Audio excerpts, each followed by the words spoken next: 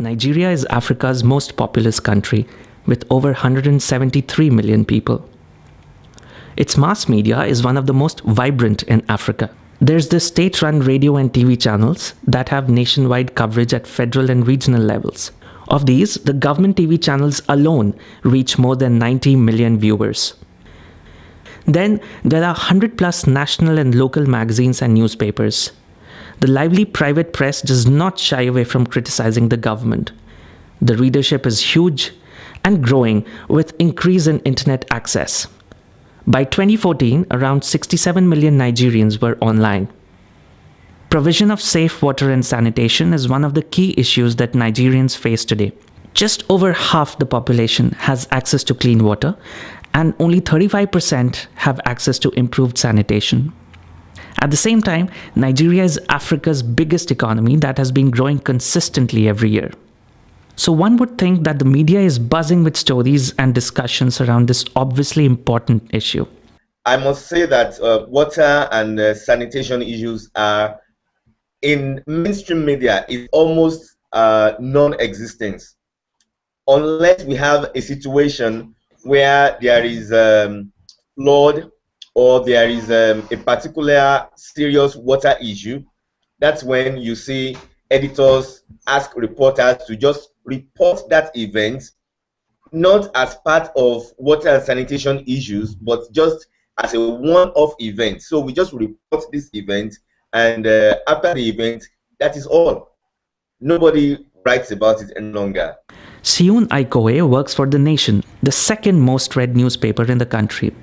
Over his years as part of the Nigerian media scene, he has felt a sort of indifference towards water and sanitation stories among editors and reporters alike. The editors, many of them do not consider water issues as strong enough, to have a desk or to assign two reporters or a reporter to permanently cover it. And secondly, we don't have many NGOs, what we call non-governmental organizations, working on them, unlike HIV/AIDS, tuberculosis, or cancer, where we have so many activists, so many advocacy going on about them. We don't have such in water use. So the editors really don't see any reason why they should devote a lot of resources or they should devote a reporter to report on water and sanitation issues. We don't have reporters who are motivated enough as well to want to go ahead and do it. Number one, to do a research, you need to do a lot of research. To do a research on it is not easy, and reporters would rather go about other stories than face water and sanitation issues.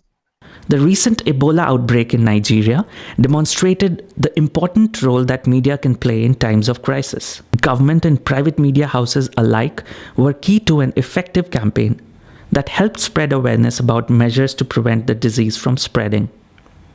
Unfortunately, with the disease contained, the media has withdrawn its focus on key sanitation issues that continue to harm public health in less publicized ways.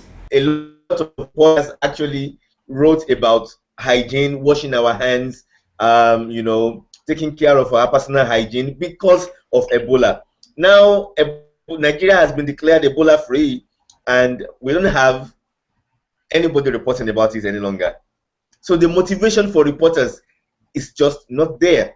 As compared to important public health issues such as these, the media chooses to occupy itself much more with trivial things like entertainment and celebrity gossip.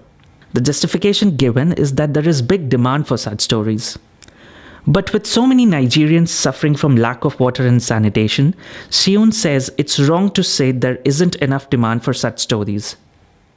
In the interaction of demand and supply of news, it is often journalists' choice of stories that defines the supply and what the audience can choose from. The media, especially in Nigeria, the media created the image around the celebrities that made the demand, the people demanding to read about them. So I'm saying that the same creativity that they give, the same exposure that they give to the celebrities, we can give the same exposure to water and sanitation issues in Nigeria. If we continuously write about it then there will be people who will, people will start to see that this has to do with their lives, and they will demand for more stories. And that is the way to be. I mean, that is the way to go. That is the way to start. I'm sure when we like that, very soon we are going to get to a situation where we will have a lot of demand for water and sanitation issues in our newspapers, and then we can move forward from there. But why bother exploring new issues and presenting them to the audience? What's the incentive to do that? For Seun, it's the fact that a journalist belongs to his community as much as he belongs to his profession. For this reason, he continues to focus on the non-glamorous issue of open defecation in Lagos as a public health hazard. I have been following the issue of open defecation in Lagos, where I live.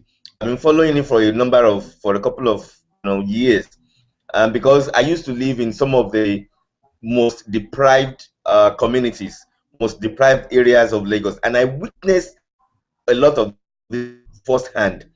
So now that I have the power, I have a medium where I can write and get stuff published and try to make a change.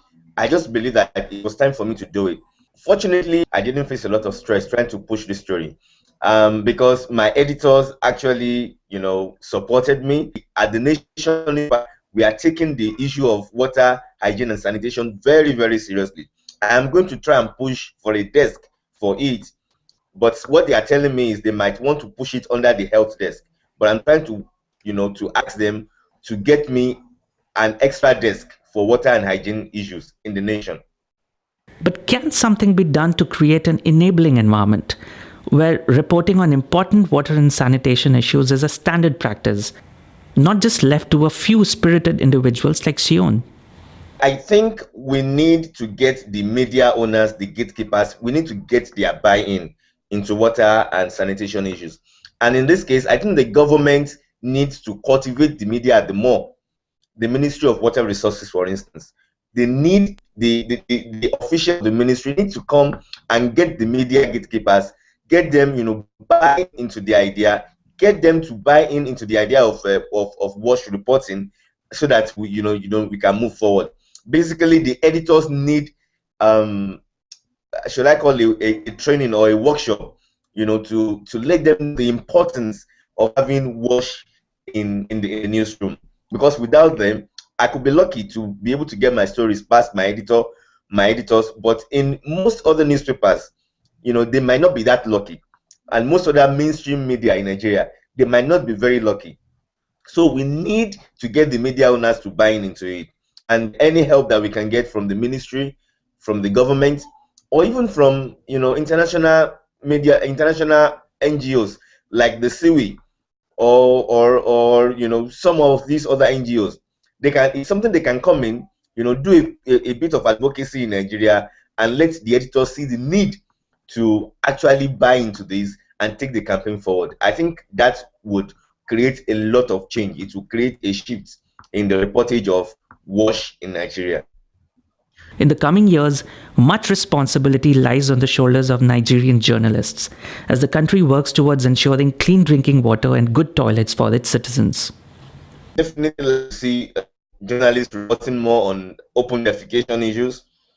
I would like to see journalists reporting more on the access to water, especially in Nigeria. I must say that less than 30% of Nigerians have access to water, and that is the truth.